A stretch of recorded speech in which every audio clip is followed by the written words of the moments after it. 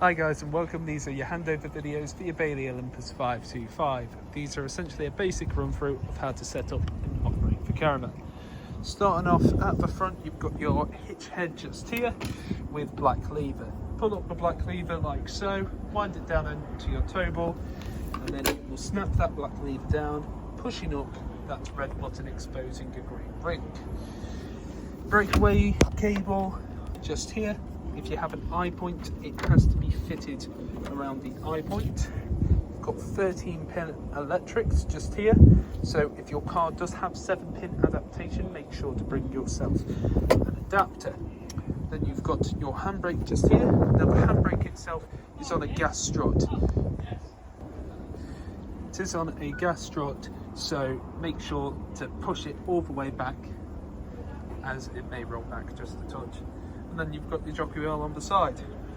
Then we're using our test equipment today, so I'm running red propane gas, which is what I would recommend the type of gas for you to use. Now you can use butane, you'll just have to get the correct pigtail. That connects onto this regulator inside here, hand tighten it to an extent and then just nip it up using a spanner.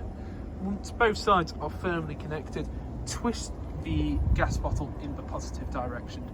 Also make sure that the gas hose is in date. These black hoses have a running time of 5 years.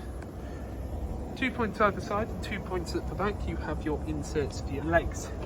You'll need a leg winder, which comes with the caravan, or alternatively you can get yourself a 19mm drill pot with a power drill and just wind them down a bit quicker. Do not attempt to jack up or level the caravan using the legs, they are simply used for stabilisation. Coming round to the other side, start off first, got an onboard tank just here, which is essentially a secondary plug for an acroll.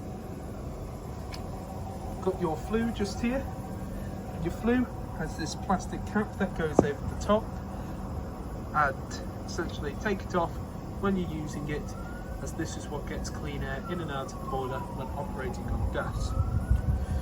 Then just here we have your acroll full of clean drinking water, and then a water pump just here. Water pump connects into that part there by just pressing in, and you can pop the cap down to lock it into place. Plastic cap over the top to stop any nastiness getting inside. Then at the bottom you have your water pump. Now it's crucial that the water pump sits at the bottom of the barrel, as otherwise it will just gasp through air. Then just next to me I've got the battery locker. That is where your battery would sit. Then you have your plug-in for your mains lead. Mains lead plugs in just like so. Then you've also got a little bit of a cutout where you can just push it through and then lock up the battery locker. Moving along, 2 inserts here, which is where your wastewater will come out of. You'll need some 28.5mm waste pipe to feed into a waste master that you can then empty out on site. Then we have your toilet function. So you've got your cassette toilet just here. To remove the cassette toilet, you press up on this orange handle, pull out just like so. You can also extend that out so it works like a little bit of a carry-on suitcase. Now, previous owners have put a little bit of information, 12 litre capacity, 60ml of blue chemical. But when you get to your empty front on site, twist that head to the side, open up the cap just like so. You want to tilt, and at the same time as tilting, continually press in this button here to vent. Once you've done that, what I'd recommend doing, slide that open, feed in some fresh water, shut that back up, a little bit of a shake, and again tilt and vent. Then on your cap here you have measurements in both imperial and metric, or opposite way around, doesn't matter, and that's for your blue chemical. Blue chemical goes onto that cap, slide it in and back to the side, push in just like so. Then on the top you have your capacity for your flush tank. Your flush tank itself can hold about 12 litres of water, however I wouldn't recommend putting in any more than 10, as you don't want to overfill it. You can also add a little bit of pink chemical, which works as a bleach without being corrosive, and just ultimately makes it smell a bit nicer. Now you don't want to travel with either of these two full, so to fully empty it out, you have some black bungs at the top here. Open them up and drain off any remaining water. The caravan itself will be fully drained off before you leave with it. And just here we have your main control panel. So switch on here with the master switch. Will flash up and show you the amount of volts coming into the caravan.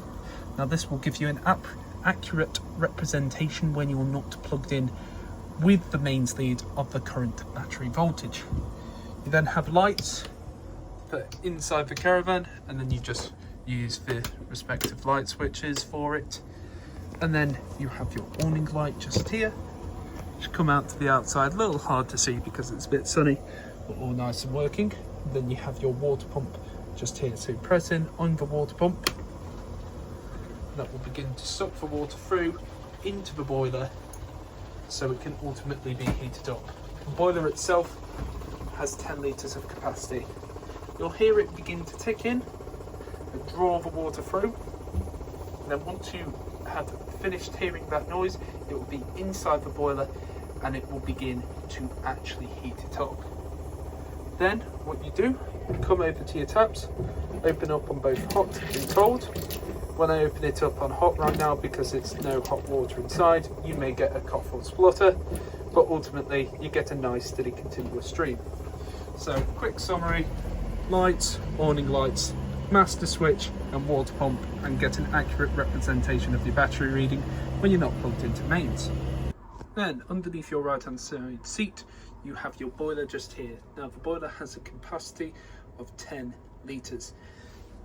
You've got two choices for getting water through into the boiler. You can either use this tank just here, which has a capacity of 20 litres. However, you have to individually fill it out.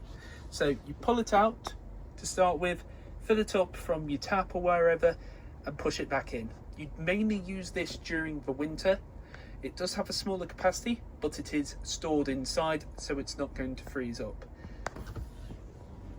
Now, the way that you control whether you're using that blue tank or your Acrol is with this lever here. If I want to draw water from here into the boiler, I twist this to the side, pointing towards it, and it will draw it through. However, I'm going to use from the Acrol and push it to that side. Then got the boiler just here, don't have to really do anything with that. Then you have your drain valve just there. Now, as I mentioned, the caravan will be fully drained off before you leave with it. To drain it off, you just flick it up to the horizontal position. November to March, I'd recommend having that up permanently unless you're actively using the caravan. Then just here, we have your heating system. So first up, you've got your room heater. This is for inside the actual caravan. This switch here switches it over to mains. And then you have a few different choices. So you can either use 2,000, 500 or 1,000 watts. I flick it over and then I use this temperature dial just here, 9 being the hottest and 1 being the coldest. Whenever I put it on, it will get to that temperature. Whether if I want to use gas to run it, I come over to this radiator just here. Take a pew for a second. You have your gas igniter just here and your gas temperature at the top just here. 1 to 10, 10 being the hottest. Then to light it, press down on that and continually press inside. Then you come to your eye point and make sure the flame is lit. So all you do, press that in at the same time as that to light it. It's all being tested. However, it's way too hot already inside this caravan. I'm not going to turn this on. Then you have your fan speed on the side just here. So 1 to 5, 5 going to be the hottest, well not the hottest, the fastest to blow it out. Then you've got the choice of setting it automatically or doing it manually. Automatically will give you a nice steady stream coming through. Manual will just go to whatever you've set it to. So you can hear there 5 in comparison to 3. It can also shoot out cold air as well. Gracefully stand up, turn that off for a minute. Then you've got 2 choices for the water heat. So you can either run on mains, flick that down, it will heat the water. That will get it to 70 degrees. And you only have the choice of 70 for the water heat on mains or gas. Flick it over there. You'll see it's sort of hard to see with the light coming across, but a green light lights up. You've got the choice of 30 all the way to 70 for the water heat. You'll hear it also tick in when I flick it across. There we go. So, quick summary. Mains, heating inside the caravan, then choose what wattage, or if you want to use gas, you use this point just here. Fan speed, mains water heat, gas water heat. Then we have your hob grill and oven.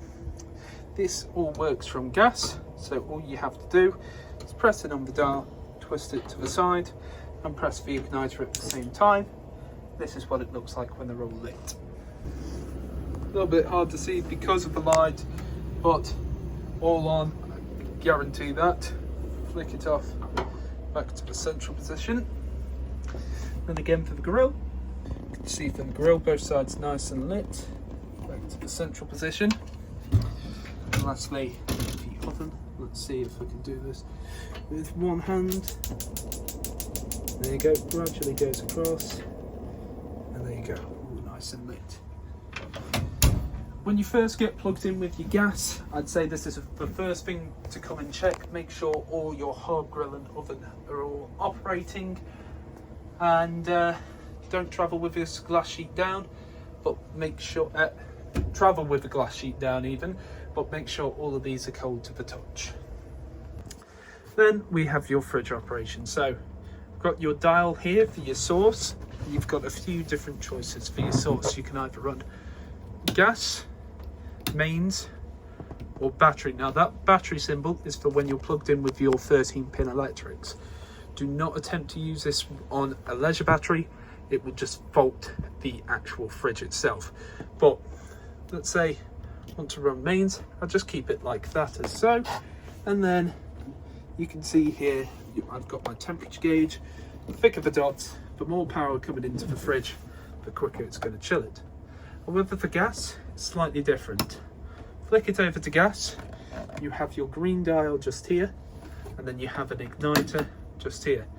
You need to press in on this button just here and continually press into that to push this orange bar into the green. And this is what it looks like. Then we can see, a little bit hard because of the light, dial nice and firmly into the green. And as soon as I flick it over, it flicks back down. But all you have to do, continually press that in at the same time. Just pressing and holding that in, which is a little bit awkward when you've got a phone to try and film it. Then lastly, we have your toilet operation, which you might say it's bog simple. Press this button in here, and that will push out any water that is inside the system through a motor. Then once you've done what you need to do, is handle at the bottom, press it away, opens up the cap to the cassette, pull it back and shut it up. When the cassette toilet is full, there will be a red icon come on underneath that icon just there.